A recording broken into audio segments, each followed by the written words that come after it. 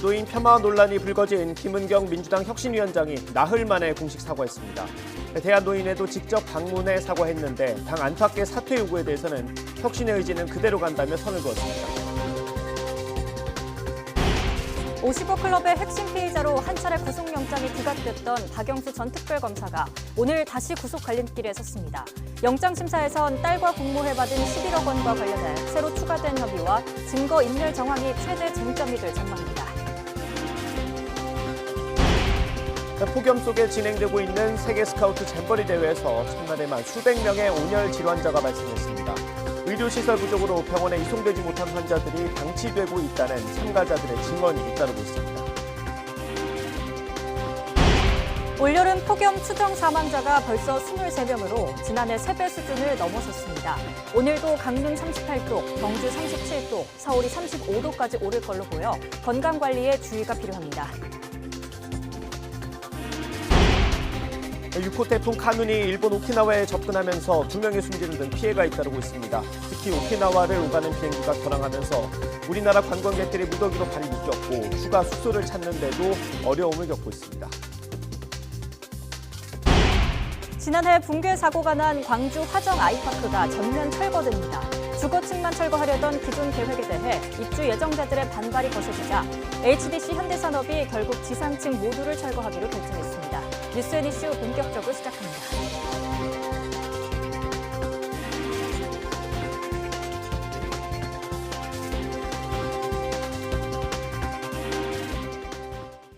시청자 여러분 안녕하십니까. 말 그대로 찜통 같은 더위가 이어지고 있습니다. 해가 진 뒤에도 기온이 떨어지지 않으면서 강릉에는 밤사이 최저 기온이 30도를 넘는 초열대야가 관측됐습니다. 피서 명소마다 밤 늦게까지 더위를 식히려는 사람들로 붐볐습니다. 송세혁 기자가 취재했습니다. 바다와 맞닿은 하천 다리 위에 돗자리를 펴고 눕거나 간식을 먹습니다. 솔솔 부는 강바람이 밤에도 꺾이지 않는 무더위를 식혀줍니다. 집에 가기 싫어요. 큰일 났어. 지금 며칠째 주무시는 거예요? 3일째. 어둠이 깔린 해변도 찜통더위에 잠 못 이루는 사람들로 북적입니다. 시원한 바닷물에 발을 첨벙 담그니 찌는 듯한 열기가 싹 달아납니다. 밤 10시를 훌쩍 넘은 시각이지만 기온은 29도에 머물고 있습니다. 낮 최고 기온에서 7, 8도 정도밖에 떨어지지 않았습니다. 해발 830m 대관령 옛길 휴게소 주차장. 펄펄 끓는 도심에서 탈출한 캠핑카들로 가득합니다. 대관령은 기상 관측 이후 열대야가 단 한 번도 나타나지 않았습니다. 대관령의 8월 평균 최저 기온은 16.5도. 새벽에는 추운 기운이 느껴질 정도입니다. 새벽에는 추워가지고 저희들이 무시동 히터하고 이래가 난방을 합니다. 그렇지 않으면 아침에 일어나면 콧물 날 정도입니다. 기상청은 당분간 전국적으로 열대야가 이어지는 곳이 많을 것으로 내다봤습니다. 잠들기 1시간 전에 미지근한 물로 샤워하고 에어컨이나 선풍기로 체온을 떨어뜨리면 불면증을 이기는 데 도움이 됩니다. YTN 송세혁입니다. 오늘 오전 7시 10분쯤 광주광역시 서구 치평동 일대 정전이 발생했습니다. 이 정전으로 아파트와 오피스텔 등 500여 세대 전력 공급이 끊기면서 긴급 복구 작업이 진행됐습니다. 폭염 속에 정전이 발생하면서 주민 불편과 승강기 갇힘 사고도 이어졌습니다. 한국전력은 과부하로 정전이 발생한 걸로 보고 정확한 원인을 조사하고 있습니다. 새만금에서 열리고 있는 잼버리 야영장에서는 온열 질환자가 속출하고 있습니다. 참가자들은 즐거운 놀이회장이 아닌 마치 생존 게임장 같다고 하소연하고 있습니다. 김주영 기자의 보도입니다. 새만금 세계의 잼버리 진행을 위해 마련된 리셉션홀. 귀빈 맞이를 위해 마련된 행사장인데 테이블 위에 사람들이 누워 있습니다. 담요를 두른 채 의자에 앉아 잠들었거나 일부는 담요 하나에 의지해 그냥 바닥에 방치되다시피 했습니다. 심지어 테이블에서 수액을 맞는 환자도 보입니다. 탈진, 두통 등 온열 질환을 겪고 있지만 의료시설 부족으로 병원으로 이송되지 못한 잼버리 참가자들입니다. 사람들이 막 밀려 들어오니까 때는 없고 그러니까 환자도 눕힐 때는 없고 결국에는 여기 병원 뒤편에 있는 리셉션 그 센터라는 책상을 그냥 부적을 쓴 거예요. 지금 의료 인력도 없고. 지난 1일 행사 첫날에만 온열 질환자가 400명에 달한 것으로 전해졌습니다. 해가 떨어진 뒤 진행된 어제 개영식에서도 80명이 넘는 환자가 어지럼증을 호소하며 쓰러지기도 했습니다. 온열 손상으로 오셨던 분들이 좀 많고요. 지금 많이 좀 나아져가지고 돌아가실 분들은 다시 본인 텐트로 돌아가신 상황이고요. 쓰러지고 막 옆에서 쓰러지니까 상황이 악화되자 조직위는 개영식 이후 많은 인파가 몰리는 부대 행사의 중단을 요청했습니다. 한때 경찰은 모든 경력을 동원하는 가포 비상을 내렸고 소방도 대응 2단계로 지원에 나섰습니다. 조직위는 중증 환자는 없는 상태라고 밝혔지만 각종 SNS를 통해 열악한 식사와 위생시설 그리고 환경 문제가 전해지면서 참가자들의 불만은 커지고 있습니다. 세계 스카우트 대원들이 모인 유쾌한 잔치, 즐거운 놀이가 유례없는 폭염과 준비 미흡으로 생존 게임이 돼버렸다는 자주 섞인 목소리마저 나오고 있습니다. YTN 김주영입니다. 오늘도 전국적으로 폭염 경보가 계속됩니다. 충청 이남 지역에는 소나기도 예보돼 있는데요. 자세한 날씨 기상캐스터 연결해 알아봅니다. 윤수빈 캐스터. 네, 기상센터입니다. 네, 오늘은 어제보다 더 덥다고요? 네, 그렇습니다. 연일 펄펄 끓는 듯한 찜통더위가 이어지고 있습니다. 수일째 전국 대부분 지역에 폭염 경보가 발령 중인데요. 오늘 서울 한낮 기온은 35도로 어제보다 조금 더 높겠고요. 강릉은 무려 39도까지 치솟는 등 하루 만에 다시 올여름 최고 기온을 경신하겠습니다. 온열 질환이 우려되는 만큼 건강관리 잘해주시기 바랍니다. 오늘도 하늘은 대체로 맑겠습니다. 다만 볕이 강하게 내리쬐면서 대부분 지역에서 자외선 지수와 오존 농도가 매우 높게 나타나겠고요. 또 오후에는 충청 이남 지방에 요란한 소나기가 지나겠습니다. 비의 양은 5에서 많게는 80mm 이상이 되겠고 특히 전북 동부와 경북 서부에서는 시간당 30에서 50mm의 호우가 쏟아질 수 있겠습니다. 오늘도 35도 안팎의 찜통더위는 계속됩니다. 서울 한낮 기온 35도, 대전도 35도, 광주와 대구는 36도까지 오르겠습니다. 다가오는 주말에는 서울 한낮 기온이 36도까지 오르는 등 올여름 들어 가장 더운 날씨가 찾아오겠습니다. 한편 제6호 태풍은 동중국해에서 정체하다 일본 규슈 남쪽으로 이동할 것으로 보이는데요. 따라서 당분간 남해안과 제주도 해안에서는 너울성 파도가 높게 일겠습니다. 피서객들은 해안가 안전사고에 각별히 유의해 주셔야겠습니다. 지금까지 날씨 정보였습니다. 남은 수명에 따라 투표권을 행사하는 게 합리적이라는 취지로 말해서 논란이 됐던 더불어민주당 김은경 혁신위원장이 발언 나흘 만에 공식 사과했습니다. 국민의힘은 김 위원장이 이딴 실언과 망언으로 민주당을 죽이고 있다며 사퇴를 촉구했습니다. 국회 연결합니다. 손효정 기자. 네, 국회입니다. 네, 나흘 만에 사과였습니다. 어떻게 말했습니까? 네, 민주당 김은경 혁신위원장은 오늘 혁신위 회의 전 당사 앞에서 기자들을 만나 어르신들의 마음을 상하게 했다며 공식 사과했습니다. 앞서 김 위원장은 당 안팎의 비판에도 오해가 있었다, 노여움을 풀어달라 등 유감만 거듭 표명해 왔는데 앞으로 신중하게 발언하겠다며 사과의 뜻을 밝힌 겁니다. 그리고 어르신들의 마음을 상하게 한 점에 대해서는 더욱 정중히 사과드립니다. 어르신들의 헌신과 경륜을 존중해야 한다는 말씀 새겨듣겠습니다. 앞으로 이러한 상황을 일으키지 않도록 더욱 신중하게 발언할 것이며 이후 김 위원장은 대한노인회를 방문해 김오일 노인회장 등을 만나 제대로 판단하지 못했던 부족함이 있었다며 사과했습니다. 이와 더불어 다른 민주당 지도부에 이어 박광원 원내대표도 대한노인회를 방문했습니다. 반면 국민의힘은 김 위원장이 혁신은커녕 민주당을 오히려 죽이고 있다며 김 위원장의 사퇴를 촉구했습니다. 금융감독원 부원장 시절 윤석열 대통령 밑에서 임기를 마치는 게 치욕스럽다는 김 위원장의 또 다른 발언을 문제 삼으며 염치 없고 위선적인 막말이라고 꼬집었습니다. 김은경 민주당 혁신위원장의 사퇴가 불가피해 보입니다. 김 위원장이 혁신을 통해 민주당을 살리기는커녕 이딴 실언과 망언으로 민주당을 오히려 죽이고 있기 때문입니다. 윤재옥 원내대표는 이후 경로당을 방문해 폭염 관련 대책을 점검했는데 김은경 위원장 논란을 겨냥한 행보라는 해석도 나옵니다. 네, LH 부실 시공 사태 좀 보겠습니다. 정치권에서 공방이 계속되고 있다고요? 네, 국민의힘은 LH 아파트의 철근 누락 사태를 건축 이권 카르텔로 규정하며 문재인 정부 책임론을 제기했습니다.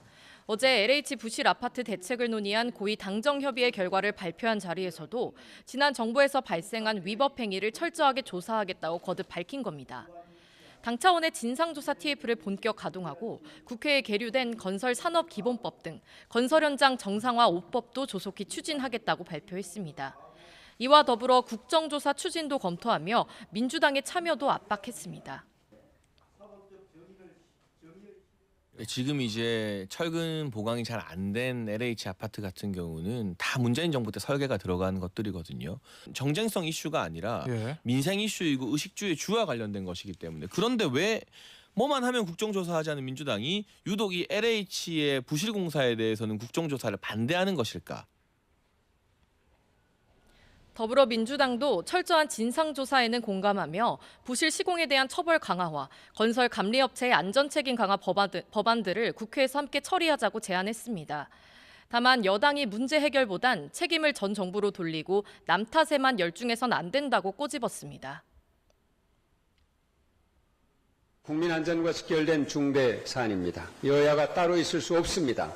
남 탓을 할 문제는 더욱 아닙니다.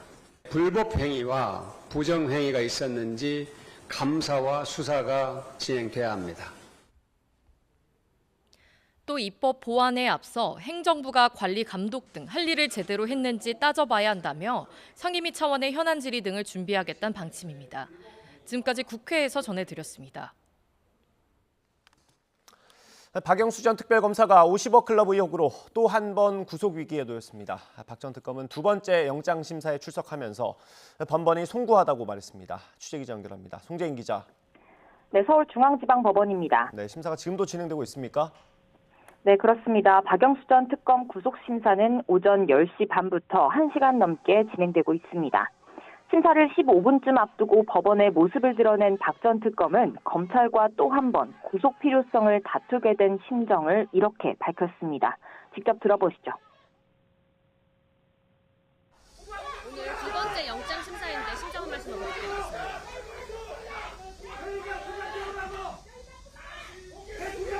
번번이 송구스럽습니다. 있는 그대로 법정에서 말씀드리겠습니다. 다만 딸이 화천대유에서 대여금 명목으로 11억 원을 받을 때 부녀 간 사전 논의가 있었느냐는 혐의 관련 질문에는 말없이 손만 내저었는데요. 박 전 특검은 50억 클럽 의혹과 관련해 수재와 청탁금지법 위반 혐의를 받습니다.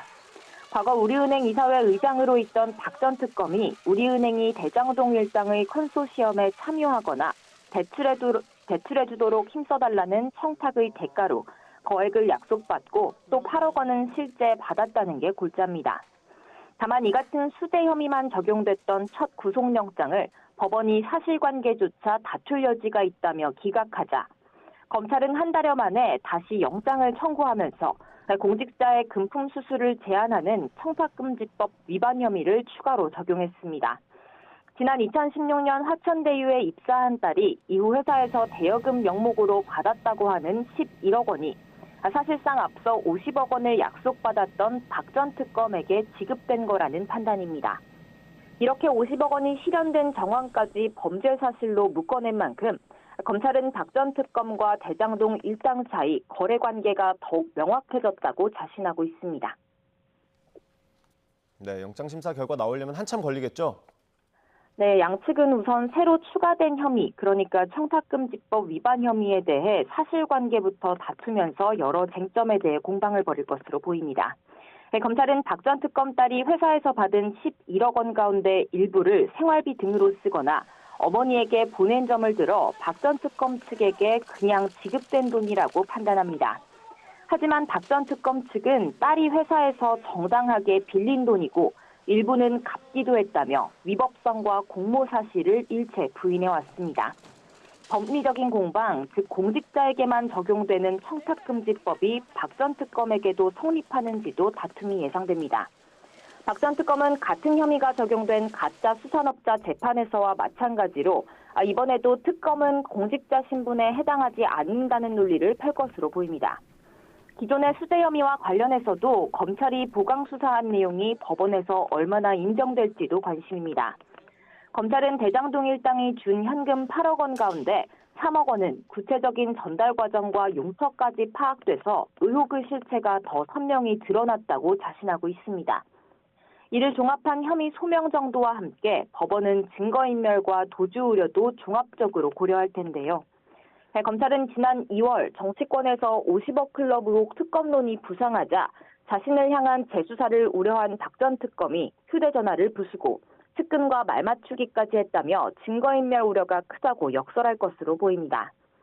박 전 특검 측은 고령이라 도주할 우려가 없다는 점 등을 들어 구속 필요성이 낮다고 맞설 전망입니다. 지금까지 서울중앙지방법원에서 YTN 송지인입니다.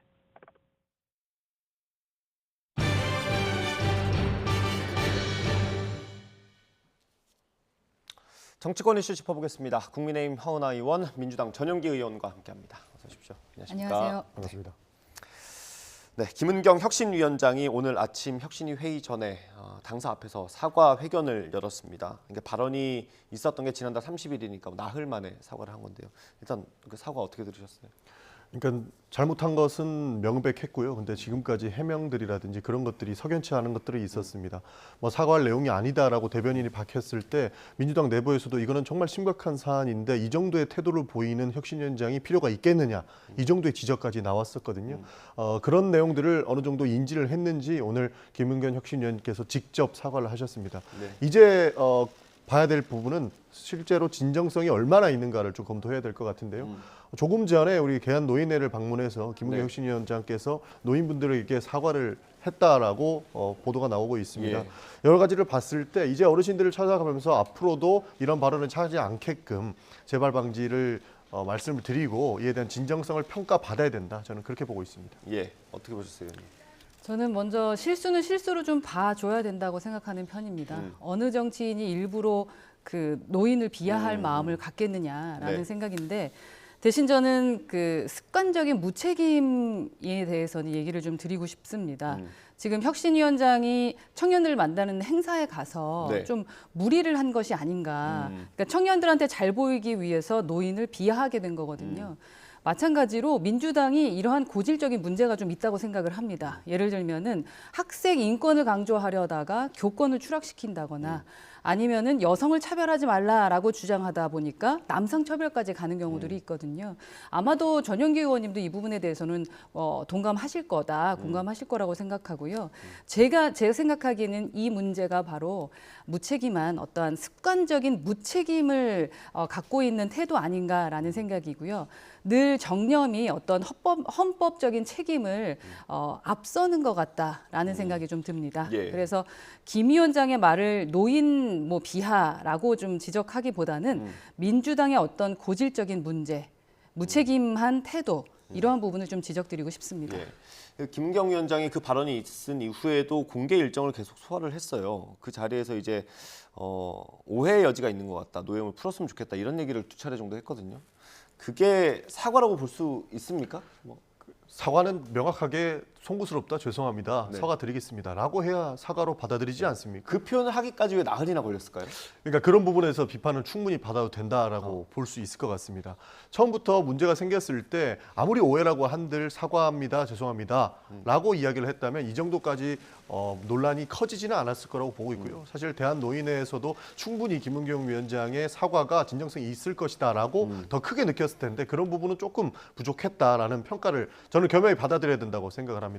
여기에서 윤재욱 대표가 사실 신난 듯이 갑자기 막 민주당을 전체적으로 공격하면서 이렇게 무책임하냐라고 이야기하시는데요. 저는 정치권에서 이런 것들을 이용해서 갈라치기 하는 것이 더 구태고 더 나쁜 책임감 없는 발언이다 이렇게 보고 있습니다. 뭐 당에서는 혁신위원장의 사퇴까지 주장을 하고 있는 것 같던데 어떻습니까?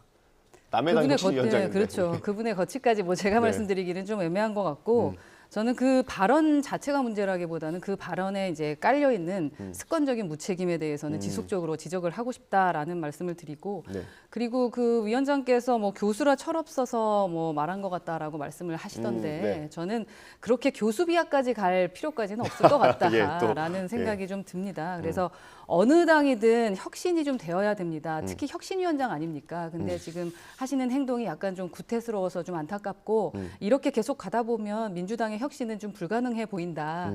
이렇게 되면 우리 당도 마찬가지가 될 수 있기 때문에 서로 반대쪽에서 긴장할 수 있는 관계가 됐으면 좋겠다라는 생각입니다. 예. 좋은 지적을 해주셨는데요. 그 김연경 혁신위원장께서 이제 공개 일정을 저는 멈춰야 된다 그렇게 평가하고 있습니다.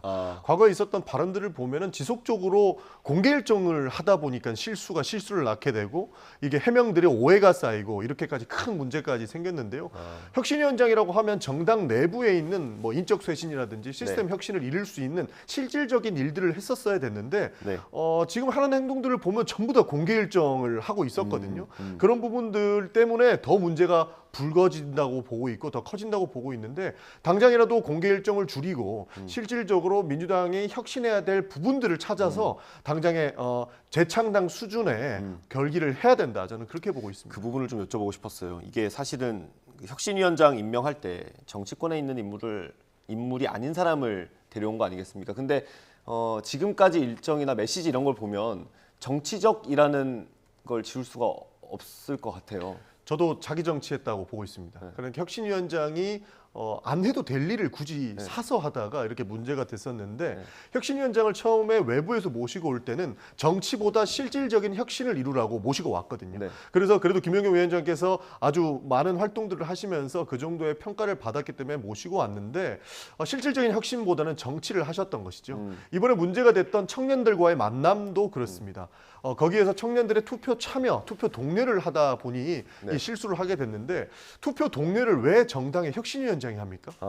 그거는 사실 정치인들이 하는 것들이죠. 그러니까 그 정당이 청년들의 사랑을 받을 수 있도록 정당을 고쳐야 되는데 본인이 직접 청년의 소구를 하게 되니까 이런 논란이 생길 거다. 그렇죠. 혁신위원장이라고 하면 진짜 실질적으로 앞으로 민주당은 바뀌었습니다라는 것을 페이퍼를 통해서 정확한 워딩을 통해서 나가야 되는데 이것을 투표 독려하는 정치화로 풀어내다 보니 여기에서 논리 비약이 생기고 다양한 논란들을 추가적으로 나온 것으로 보고 있습니다. 그 같은 맥락인데 이제 금감위 부위원장. 금감원 부위원장을 하지 않았습니까? 그때 얘기를 하면서 윤석열 대통령을 뭐 직함 없이 호칭을 하고 거기 밑에 있던 게 치욕스럽다 이런 얘기까지 했거든요. 그건 어떻게 들으셨어요? 저는 이 말씀은 좀 듣기 민망했습니다. 왜 갑자기 지금 와서 이러시나라는 생각이 좀 들었는데 윤석열 대통령 취임하고 나서 10달 동안이나 성실하게 일하셨지 않습니까? 그리고 또 수치심을 견디면서 1년 가까이 뭐 고액 연봉을 받아왔다라는 거지. 그러면 아예 다 그만두시고 나서 말씀하시는 건 모르겠는데 또 중간에 이렇게 말씀하시는 것이 최소한의 도의에 어긋난 건 아닌가. 직업인으로서 해야 될 일은 아닌 것 같다라는 생각이 들고요. 공직이라는 것이 그렇지 않습니까? 특히 정무직이라는 것은요. 말 그대로 언제든지 내려놓을 수 있는 겁니다. 그래서 고액 연봉자들도 계시는 거고요. 근데 그러한 고액 연봉을 드리면서 모셨던 이유가 있습니다. 그런데 안 맞으면 그만두셨으면 되는 것이지 그 안에서 받을 거 다 받아놓고 지금 와서 딴소리 하시는 것을 어떤 분이 칭찬을 할까라는 생각이고요. 이러한 것이 어쩌면은 자신의 또 다른 취업을 위한 발판을 위한 발언이 아니었기를 바랍니다. 저는 이 부분은 굉장히 지엽적인 걸로 국민의힘이 비판하고 있다 이렇게 보고 있거든요. 고액 연봉을 받고 임기를 가지고 욕하는 거는 그냥 너 한번 욕먹어봐라 수준에 지나지 않는다고 생각을 합니다. 왜냐하면 본인에게 주어진 임무가 있는 것이고 그렇기 때문에 이런 임기제 공무원이 되어서 본인의 역할을 다했던 것인데 왜 수치심을 느꼈으면 빨리 사퇴하지 왜 사퇴 안 하고 본인 임기를 다 채웠느냐 이렇게 비판하는 거는 그냥 깎아내리기밖에 안 된다고 보는데요. 저는 어느 지점에서 치욕을 느꼈는지 충분히 이해할 것 같습니다. 윤석열 정부 들어서 전 정부의 인사들을 임기를 보장해주겠다 말만 그렇게 했지만 국회에서 보면 굉장히 치욕을 많이 줬거든요. 당신 사퇴하세요. 입안 내려놓으세요. 당신 잘못한 거 인정합니까? 이게 지금 국회에서 1년여 동안 전 정부 인사들한테 했던 그런 망발들이었습니다. 네. 거기서 충분히 임기를 지키면서 있었던 치욕, 저는 충분히 이해할 수 있을 거라고 봅니다. 저는 한마디로 그게 위선이라고 생각을 하는 거죠. 직업인의 태도는 아니다. 그리고 특히 공무원으로서의 태도는 아니다라는 생각이고요. 국민들께서는 상당히 너그러우십니다. 그래서 정권이 바뀌어도 각자의 어떤 사정에 따라서 임기 채울 수도 있다라고 생각하죠. 네. 그러면 그 안에서 딴소리는 하지 말아야 된다라는 겁니다. 그리고 만약에 그렇게 치욕스러울 정도로 문제가 있었다면 그 순간순간에 말씀을 하셨어야 된다라는 얘기입니다. 뭐 늘공이라 뭐 오공 이런 얘기를 하는데 네. 그분의 위치에서는 어떤 말씀을 하셔야 되는지 본인이 알고 있으면서도 말하지 않았다라는 거지 않습니까?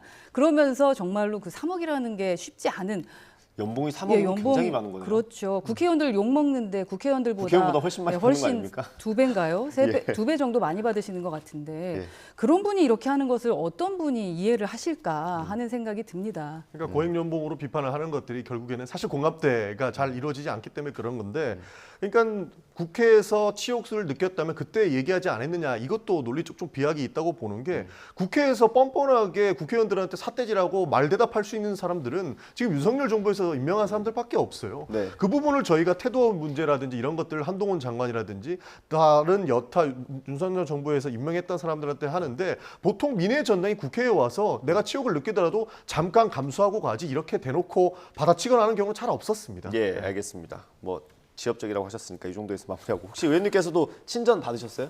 친전 받았습니다. 그 내용이 뭐 어떤 게 있었습니까? 결국은 어떤 혁신안을 이루어낼 것인가에 대한 내용이었는데요.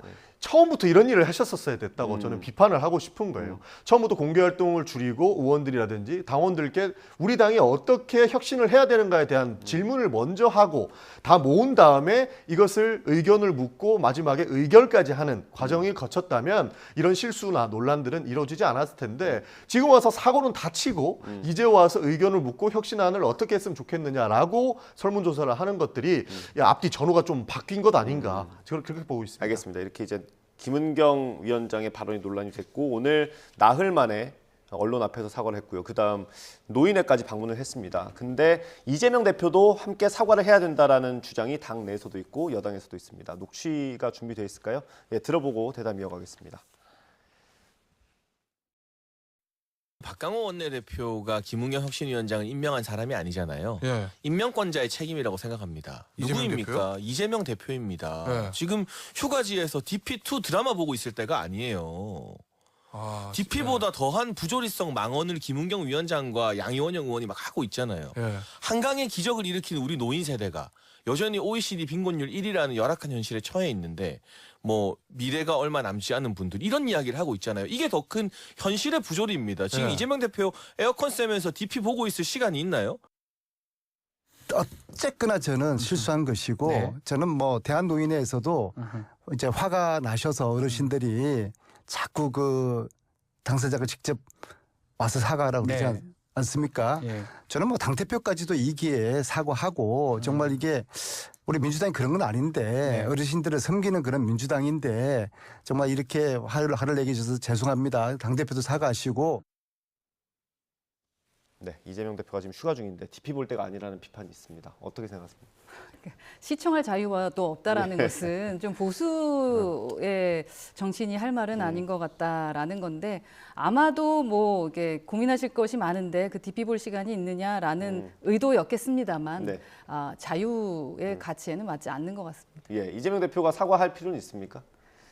뭐 당대표로서 책임을 진다면 사과할 필요는 있겠죠. 그러나 그러한 부분도 제가 말씀드리는 것은 좀 의미가 없다고 생각합니다. 아까 말씀드렸지만 어느 정치인이 일부러 노인을 비하해서 그 표 털어지는 걸 원하겠습니까? 그런 마음은 아니었을 것이다. 다만 그 뭐 전용기 의원님도 말씀을 하셨지만 그 다음 행보들의 말씀들이 좀 오해를 일으킬 만한 것들이 많았기 때문에 더 그분들의 마음을 아프게 했었던 거 아닙니까? 그래서 그러한 부분을 챙기지 못했던 것에 대해서 리더로서는 뭐 하실 수는 있겠습니다만 그 부분도 지금까지의 이재명 대표의 스타일로 봤을 때는 어렵지 않나라는 생각은 듭니다. 왜냐하면 습관적인 무책임은 이재명 대표에게 아주 잘 맞는 언어라고 생각을 하기 때문에. 네, 그러니까 뭐 단순한 논리로 사과보다는 이미 상처를 받은 이 노인분들이나 어르신분들께 마음을 다독이는 느낌에서 사과는 저는 충분히 할 수 있다고 봅니다. 이미 사고는 일어났고요. 실제로 상처받은 분들이 많은데 책임 정치를 하기 위해서는 이재명 대표께서도 그 아픈 마음들을 어루만질 필요는 있다고 보고 있습니다. 이게 그러니까 처음에 발언이 논란이 되고 사과하기까지 어떤 모양새가 좀 엉켜 있는 것 같긴 해요. 왜냐하면 원내대표가 직접 먼저 가지 않았습니까? 그렇기 때문에 김은경 혁신위원장은 좀 마지못해 사과하는 것처럼 비춰졌단 말입니다. 그래서 어떤 이재명 대표가 나서 좀 이렇게 정리하는 그런 정도의 액션이 좀 필요하지 않을까? 저는 필요하다고 봅니다. 그러니까 마지노선이 돼서 마지못해 이렇게 사과를 했던 모습들이 나흘 만에 나온 사과이기 때문이고 원내대표가 먼저 사과를 한 이후에 이렇게 압박을 받아서 이렇게 사과한 것처럼 보였기 때문이라고 생각을 하는데요. 사실 그래서 조금 전에 말씀드렸던 김은경 혁신위원장의 진정성을 어떻게 보여줄 것인가가 이제 달렸다고 보고 있습니다. 네. 김은경 혁신위원장은 김은경 혁신위원장대로 그 진정성을 평가를 받아야 될 것이고요. 네. 책임 정치라고 하는 것에 입각해서는 이재명 당대표도 김은경 혁신위원장을 임명을 했기 때문에 우리 어르신들의 마음을 달래주는 그런 제스처는 필요하다. 저는 그렇게 보고 있습니다. 이게 당 얘기라서 자꾸 여쭤볼 수밖에 없습니다. 네. 혁신위가 여러 구설로 논란이 되니까 혁신위가 무슨 일을 할 수 있겠냐라는 회의적인 시각이 많습니다. 어떻습니까? 저는 오히려 더 혁신의 박차를 가할 수 있겠다라는 생각도 있습니다. 이미 문제가 될 만한 거는 다 문제 일으키지 않았습니까? 그리고 공개활동 하지 말라고 한 것도 이미 다 했습니다.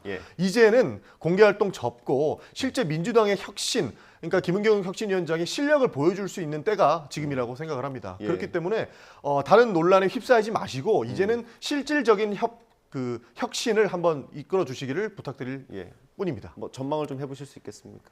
저는 기존의 원래 목표대로 그 중립적으로 활동하고 성과를 좀 내주셨으면 좋겠어요. 그 부분을 진짜로 기대하고요. 근데 혁신위가 좀 많이 요즘에 논란이 되는 것이 이리 갔다 저리 갔다의 모습이 좀 있기 때문이 아닌가 싶거든요. 소위 친명계 의원님들, 뭐 네. 저처럼 지역구에서 도전하는 그 친명계 의원님들이 좀 무리하게 방어를 하고 나서시고 또 이번에는 그러셨다가 또 사과하고 또 그럴 때마다 국민들이 이 혁신위를 의심하는 겁니다. 이게 당 지도부랑 한 몸으로 움직이는 것이 아닌가라는 의심을 하고 있기 때문에 중립적으로 혁신해야 되는 그리고 결국 그게 이 대표의 어떤 그 의중일 수도 있다라고 생각해서요. 그 혁신위가 좀 잘해주셔야 국민의힘도 잘 되고 국민들도 기대를 할 수 있다라고 생각을 합니다. 네, 알겠습니다. 저도 우리 당이 그리고 이재명 대표께서 이렇게 책임지는 책임 정치의 모습을 보여줬으면 좋겠습니다. 김건희 여사, 김건희 로드가 나와도 민주당 탓하고 있는 국민의힘과는 좀 비교가 돼야 된다. 그렇게 생각합니다. 그 내용은 오늘 주제에 없습니다. 다음에 다룰 수 있으면 다뤄보도록 하고요. 다음 주제로 넘어가겠습니다. 특히 이렇게 김건희 여사 얘기가 안 나오면은 뭐 요즘 유행인 것 말이 같습니다. 끝나지 않는 여기서 얘기하면 밈인 여기서 것 저 같습니다. 얘기하고 밈. 책임을 져셔야 되니까요. 네, 알겠습니다. 다음 주에 넘어갈게요. 그 LH 아파트에서 철근이 빠진 것들이 좀 확인이 됐고요. 그 다음에 당 그리고 정부에서 대책을 내놓고 있습니다. 당에서 TF를 꾸렸고요. 국정조사도 얘기가 나오고 있습니다. 이게 뭐 조금 더 진상 규명을 위한 활동, TF 활동이 필요하긴 하겠습니다만 이게 국정조사까지 해야 될 사안으로 일단 보는 것 같죠, 당에서는? 좀 심각하게 보고 있는 것 같고요. 우선 지금 상황에서는 취할 수 있는 조치는 모두 동원할 정도로 그 사태 수습을 위해서 애쓰고 있는 것으로 보입니다. 그러니까 신속한 보강공사 실시하고요. 입주자가 만족할 수 있도록 손해배상을 하고 있고 또 이번 주 중에 점검 계획을 발표해서 민간이 준공, 시공 중인 아파트에 대해서도 9월 말까지 점검을 완료하겠다고 하고 있고요.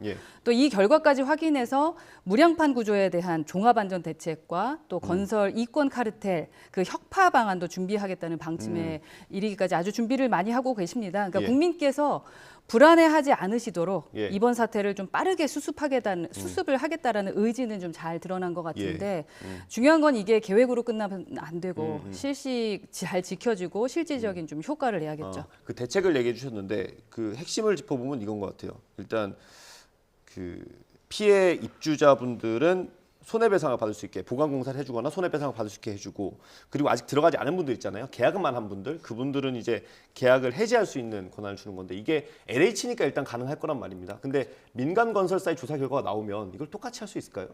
그러니까 대책 마련을 해야겠죠. 지금은 정부의 방침대로 피해 구제 현황 점검을 하고 있는 거고 그에 따라서 대책 마련하고 또 뭐 책임자 처벌도 얘기가 나오는데 말씀대로 당장 피해 입으신 국민들을 위해서 어떤 어떤 대책을 마련해야 되는지 거기에 집중하고 있는 것 같습니다. 알겠습니다. 일단 그 대책에 대해서는 어떻게 보세요? 충분히 있을 수 있는 일이라고 생각을 합니다. 그 대책을 그 정도로 세워두지 않으면 또 다른 문제가 생길 것이기 때문에 당연히 계약을 해지할 수 있는 권한도 줘야 되는 거고요. 그다음에 보강공사는 당연히 해야 되는 것이라고 생각을 해서 이 당연한 것부터 시작을 해서 책임지는 형태까지 가야 된다고 보고 있습니다. 국회에서 할 수 있는 거 이제 입법이나 뭐 이런 것들이 있는데 아까 말씀드렸던 국정조사 뭐 더 논의가 있어야 되긴 하겠습니다만 그 시점이나 어떤 기준 같은 게 있을까요? 민간 조사에서도 좀 규모가 크게 나온다면 국정조사를 추진을 해야겠죠, 아무래도. 그런 상황이 되지 않을까 싶습니다. 네, 국정조사가 너무 많이 지금 요구되고 있어서 네, 어디까지 이미 가야 얘기 나온 될 것도 많죠. 예. 네. 그래서 참 바쁠 것 같습니다. 네, 그러니까 아마 국정조사로 간다면 정쟁의 도구가 되지 않을까 싶습니다. 이미 정부 여당에서는 이게 문재인 정부 때 잘못된 거다. 2년 전에 했던 것이다. 우리 정부가 들어오기 전부터 했던 것이다. 아니 대통령께서도 이런 말씀을 하시더라고요. 그런 것들을 보면서 결국에는 실질적인 조사보다 정쟁에 의한 도구로서 국정조사를 이용할 수도 있겠다는 생각도 들었습니다. 결국 국정조사가 진행되고 나면 무랑판 공법이 어떻게 어디서부터 나왔는지를 보게 될 텐데 민주당은 이게 2016년도 박근혜 정부에서 개발을 했고 2017년도부터 시범 적용이 됐던 부분들을 부각시키려고 노력할 것이고요. 국민의힘은 뻔하게 문재인 정부 때부터 이게 적용이 됐다라고 해서 서로 남탓하기로 비춰질 수 있는 건들이기 때문에 저는 실질조사가 실질적으로 이루어지고 나서 이후에 국정조사 논의도 저는 충분히 개연성이 있다 그렇게 보고 있습니다. 말씀하신 부분, 그 대통령께서 국무회의에서 이제 그 설계, 시공, 감리 모두 전 정부에서 있었던 거다라고 발언한 이후에 당에서도 비슷한 메시지를 내고 있지 않습니까? 그거에 대해서는 어떻게 보세요? 저는 뭐 지난 정부의 부동산 정책이 어떤 뭐 총체적 난국을 보인 끝에 이러한 일이 벌어졌다, 네. 뭐 실패로 끝났다 이런 것에 대해서는 국민들이 다 알고 계시다고 생각합니다. 다만 어떤 정부든지 고의로 이런 부실을 유발했다고 저는 생각하지는 않습니다. 그래서 부실공사의 근본 원인하고 또 업계의 어떤 구조적 문제 밝히고 그리고 이런 사태를 예방할 수 있는 대책을 세우는 데 집중을 해야지 이 시장 원리로 정반대로 갔었던 그 민주당에 대해서 전 정부에 대해서 반시장 정책을 지금 와서 이렇게 막 진두지휘 하듯이 공격하는 것이 지금 필요한 부분은 아닐 것 같다라는 생각은 좀 하고 있고요. LH 전 현직 직원들이 네. 그 땅 투기로 국민적 공분이 일어난 지 얼마 되지 않았기 때문에 그렇죠. 예. 이제 그런 부분에 대해서 국정감사라던가 뭐 책임 소재를 묻는다라는 부분은 이해할 수 있겠습니다만 이번처럼 아파트 철근 누락 사태 발생한 것을 보면은요, 이런 사태의 원인이 분명히 단순한 개인이라던가 아니면 몇몇의 업체의 문제인가 아니면 정말로 정부의 주택건설 사업관리 정책에 심각한 하자가 있었던 것은 아닌가 네. 이런 것을 확인할 수밖에 없는 상황이지 않을까 하는 생각은 듭니다. 국정조사 관련해서 하나만 더 여쭤볼게요. 네. 그 지금 민주당에서 주장하고 있는 게 그 양평고속도로 국정조사 아닙니까? 맞습니다. 이거랑 두 개를 비교를 해보면 그 LH 이 철근이 빠진 그 사안에 대해서는 사실 안전과 관련이 돼 있는 거잖아요. 어떻게 보면 뭐 무자르듯이 자를 수는 없습니다만 LH 철근 빠진 게 더 중요하다고 볼 수도 있을 것 같거든요. 더 중요하다 볼 수 있습니다. 예, 근데 그건 안 된 이유는 뭡니까? 안 된다고 하지는 않습니다. 예. 국정조사가 필요하다고 보면 국정조사도 추진해야 된다고 보고 있습니다. 왜냐하면 원인을 알아야 이것들을 어떻게 해결할 것인지 분석을 하지 않겠습니까? 그 원인을 찾는 것에 대해서 이번 철근 사태도 충분히 국정조사는 할 필요가 있다라고 보는 건데요. 이게 먼저 어떤 게 선행돼야 되냐 했을 때는 과거에 나왔던 김건희 여사 고속도로는 지금 당장이라도 추진해야 양평 국민들의 그 수건 사업을 해결할 수 있지 않습니까? 네. 이것부터 처리하고 철근 문제도 해결해야 된다고 저는 보고 있습니다. 지금 정부 여당에서 주장하고 있는 것들이 지금 건설업계 규제를 이야기했던 문재인 정부 부동산 업계를 얘기하는데요. 우리가 CG에서 봤다시피 그래픽 하나 있으면 띄워주세요. 네. 네. 김기현 대표가 건설 이권 카르텔 철저히 가려서 그 배우가 누군지 찾겠다라고 하는 건데 다 아시다시피 문재인 정부의 부동산 정책은 건설업계에서 굉장히 싫어하는 규제 정책들이었거든요. 예. 그런데 그 배우가 마치 민주당인 것처럼 이야기하는 게 어떻게 보면은 모든 책임을 민주당에 돌리고 싶은 마음에서 너무 급발진한 건 아닌가 저는 그렇게 보고 있습니다. 근데 사실 이 국정조사가 양당에서 주장하는 게 서로를 겨냥하고 있는 건 사실이지 않습니까? 그렇습니다. 그 양평고속도로 논란도 사실 여당을 겨냥하는 거잖아요. 그렇습니다. 양평고속도로 같은 경우에는 실질적으로 이번 정부 들어와서 이 문제가 된 것이 아닙니까? 윤석열 정부 들어와서 갑자기 노선 변경이 추정됐고 그 추진된 곳에 윤석열 대통령 부부의 땅이 나오고 그 김건희 여사의 일가의 땅이 나오고 이런 것들을 우리가 어떻게 그냥 덮고 넘어갈 수 있겠습니까? 지금 아무 문제 없이 사과만 하고 넘어가자라고 이야기하는 것들은 제가 누차 주장하듯 김건희 여사 땅에 고속도로가 생기든 말든 신경 쓰지 말고 이것을 묵혀라라고 하는 주장에 불과하기 때문에 저희는 이 진상규명을 명확하게 하기 위해서 국정조사라도 이루어져야 된다라고 주장하는 겁니다. 알겠습니다. 저는 이러한 문제가 지나치게 좀 정치 쟁점화가 좀 안 됐으면 좋겠다. 그 국민들도 아마 그런 부분은 불편해하실 것 같습니다. 그러니까 주머니 사정, 경제도 너무 중요하지만 안전 부분도 정말 중요한 부분이거든요. 이 철근 부분은 아마도 그 댁에 살고 계시는 국민들 입장도 좀 생각을 해봐야 되기 때문에 자꾸 이 정쟁이 아니라 대안을 마련해서 문제가 일어나지 않도록 하는 데 집중했으면 좋겠다라는 것이 국민의힘의 입장이거든요. 그거 하나 여쭤보겠습니다. 그 정쟁으로 가지 않으려면 사실 정부에서 대책을 어떤 걸 마련하고 조사하고 대책을 마련하고 그게 먼저 선행이 돼야 하는데 사실 대통령의 발언 이후에 당에서 생각보다 빨리 움직인 것 같거든요. 그래서 국회로 이 사안이 또 빨리 넘어왔다라고 어떤 보는 시각도 부분? 있는 것 같습니다. LH 국정조사, 말씀이십니까? 예, 그렇죠. LH 관련된 거. 예. 이건 안전에 대한 부분이기 때문에 이건 사실은 어제 일어난 일이 아니라요. 몇 달 됐죠. 사실 몇 달 된 부분이고 그 부분에 대해서 쉬쉬하고 있다라는 생각을 한 거는 아닌가 하는 생각이 듭니다. 저는 무엇보다도 국민의 안전이 우선돼야 된다라고 생각하는 입장입니다. 저도 허은하 의원님 말씀에 100% 동의합니다. 안전과 관련된 내용들은 아주 깊게 좀 과하다 싶을 정도로 해도 되지 않습니까? 그런 측면에서 국정조사가 이루어져야 된다라고 하는 것들은 일부 동의합니다. 근데 정쟁으로 삼는 것도 저는 동의하는 바인 게 정쟁으로 누가 가지고 들어왔습니까? 만약 이런 안전 문제가 터졌을 때 정부에서 올바른 대책을 내놓고 그다음에 문제가 됐던 사람들을 정확하게 수사해서 정확하게 조사하고 명확성을 좀 드러냈다면 이렇게 정쟁화되지 않았을 겁니다. 근데 대통령께서 뭐라고 말씀하셨습니까? 이거 문재인 정부에서 한 거고 우리 정부 들어와서는 한 게 아니다. 라고 이야기를 했기 때문에 여당에서도 결국에는 민주당 탓, 그 배후를 찾아보자 이런 식으로 정쟁화의 대상으로 삼아졌거든요. 그래서 이 정쟁을 삼지 말자고 하는 것들은 정부가 조금 더 책임지는 모습들을 보여주면 전혀 정쟁거리가 될 내용도 아니다. 이런 말씀 드리고 싶습니다. 네, 알겠습니다.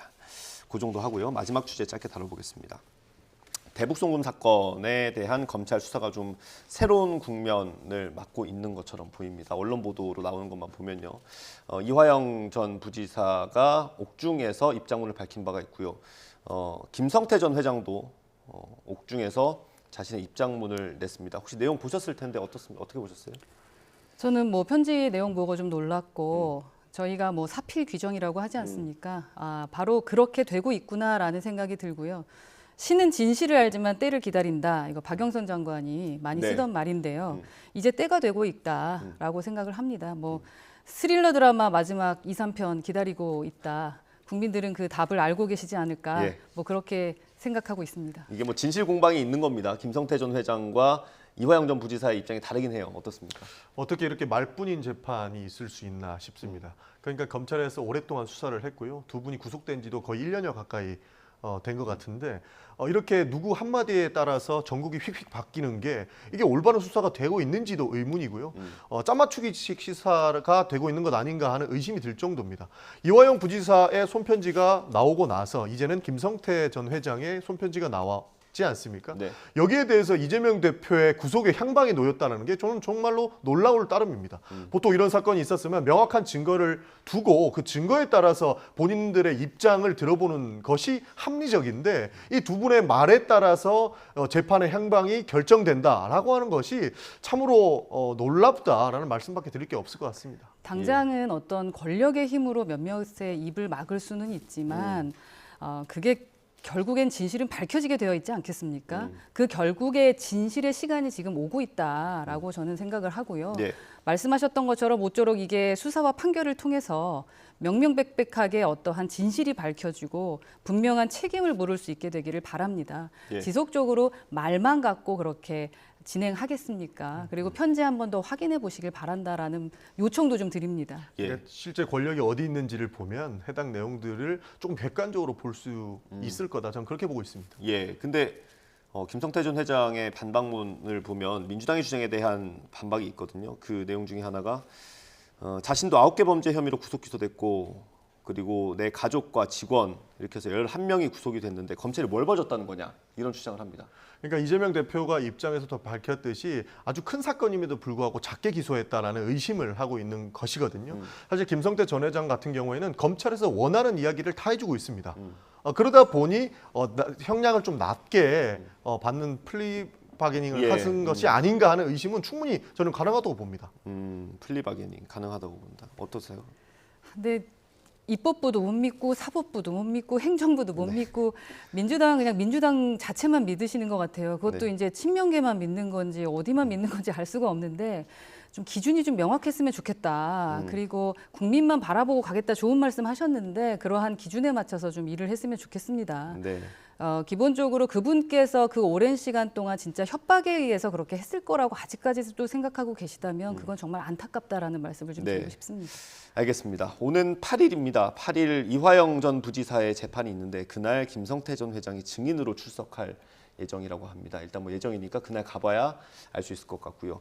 만약에 재판이 예정대로 진행이 된다면 어떤 얘기를 할지 그날 뉴스에서 좀 전해드릴 수 있을 것 같습니다. 오늘 말씀 여기까지 듣도록 하겠습니다. 국민의힘 하원나 의원, 민주당 전영기 의원과 함께했습니다. 감사합니다. 고생하셨습니다. 감사합니다.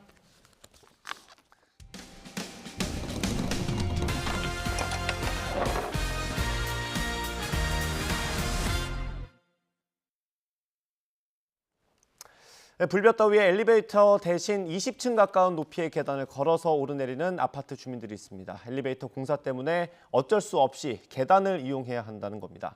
속사정을 윤태인 기자가 들어봤습니다. 서울 성북구의 한 아파트. 찌는 듯한 더위 속에 주민들이 17층 높이의 아파트 계단을 오르내려야 합니다. 20년이 넘은 엘리베이터 리모델링 공사로 인해 동마다 2대씩 있는 엘리베이터를 아예 이용할 수 없기 때문입니다. 올라가기 힘들어서 좀 잘 안 나오게 되는 것도 있죠. 1,300세대가 넘는 이 아파트는 지난 2월부터 엘리베이터 공사가 진행되고 있습니다. 공사 기간 동안 무거운 물건을 옮기는 건 생각조차 하지 못합니다. 택배도 1층 보관함에서 주민들이 직접 찾아가야 합니다. 무거운 거는 이거 엘리베이터 공사하기 전에 다 택배로 시켰거든요. 그래서 한 달치 뭐 그런 거 생필품 이런 거 다. 엘리베이터 교체 공사로 최대 17층 높이의 계단을 수시로 오르내려야 하는 주민들을 위해 중간중간 그나마 이렇게 쉴 수 있는 의자를 마련한 정도입니다. 무엇보다 몸이 편하지 않은 어르신들에게는 더욱 고역입니다. 병원에다 시술해가지고 좀 숨이 차니까 쉬어서 올라가는 거예요. 당연히 주민들 사이에서는 폭염 속에 엘리베이터 전면 공사가 꼭 필요했느냐는 불만이 터져 나옵니다. 더위에 피해서 했었으면 정말 좋았을 것 같았어요. 피해서 좋은 날짜에 그때 했었으면 얼마나 좋았을까. 아파트 측도 주민 불편에 난감해하면서도 뾰족한 수가 없다는 입장입니다. 안전을 위해서는 낡은 엘리베이터의 전면 교체가 불가피하고 공사 기간이 길어졌다는 겁니다. 여름을 피해 진행하려 했지만 업체 선정과 동의 과정 또한 순탄치 않았다는 설명입니다. 주민 동의도 받아야 되고 업체 선정도 해야 되고 이런 과정들이 필요한데 그 시간이 자꾸 지연이 되는 거예요. 안전을 위한 조치가 무더위와 겹치며 주민들의 불편은 공사가 끝나는 15일까지 이어질 전망입니다. YTN 윤태인입니다. 어학시험 응시자들과 함께 고사장에 들어가 정답을 건네준 20대 남성이 경찰에 붙잡혔습니다. 유명 어학원에서 강사로 일했던 사람이었는데 고사장 화장실에 정답을 적은 쪽지를 놓고 가는 방식으로 범행한 걸로 파악됐습니다. 안동준 기자입니다. 토익 시험이 한창인 고사장에서 나와 화장실로 향하는 남성. 이 남성이 시험장으로 돌아가자 이번엔 또 다른 남성이 화장실로 갑니다. 두 남성이 1분 1초가 가까운 토익 시험 중간에 화장실을 찾은 데엔 다른 이유가 있었습니다. 정답이 빼곡히 적힌 쪽지를 확인하기 위해서였습니다. 정답 쪽지를 만든 건 같은 고사장에서 동시에 시험을 치른 전직 유명 어학원 강사 20대 A씨. 재빨리 문제를 풀고 정답을 적어서 화장실에 숨겨놓거나 몰래 들여온 휴대전화로 사진을 보내는 방식으로 의뢰자들에게 전달했습니다. 듣기 평가만 끝나면 시험 도중에도 화장실을 이용할 수 있다는 점을 노렸습니다. A씨는 토익과 탭스 만점을 받는 방법을 알려준다며 SNS에서 사람을 모았습니다. 그러고선 원하는 점수를 받게 해주겠다며 부정시험을 제안하고 대가로 300만 원에서 500만 원씩을 요구했습니다. 주로 취업 목적으로 어학 점수가 필요했던 20대 구직자들이 A씨에게 범행을 맡겼습니다. 지난해 11월 한국토익위원회 제보를 받고 수사에 착수한 경찰은 A씨의 신원을 특정하고 의뢰자 명단을 확보해 모두 20명을 붙잡았습니다. A씨는 과거 토익 강사로 일하다 학원을 그만두고 도박에 빠져 도박 자금과 생활비 등을 벌기 위해 범행을 저지른 것으로 파악됐습니다. 경찰은 각종 시험에서 부정행위를 하면 업무 방해 등으로 처벌받을 수 있다며 부정행위를 발견하면 적극적으로 신고해달라고 당부했습니다. YTN 안동준입니다. 무인 매장에서 판매하는 일부 식품에서 식중독균이 검출되고 재료가 변질한 걸로 확인됐습니다. 한국소비자원은 무인 매장 29곳에서 판매하는 밀키트와 육회, 과자 등 35개 제품을 조사한 결과 육회 1개 제품에서 식중독균이 검출됐다고 밝혔습니다. 또 밀키트 매장의 불고기 제품 10개 가운데 1개에서는 버섯과 파 등 재료가 변질했고 무인 과자점 한 곳에서는 소비 기한이 지난 과자 4종이 발견됐습니다.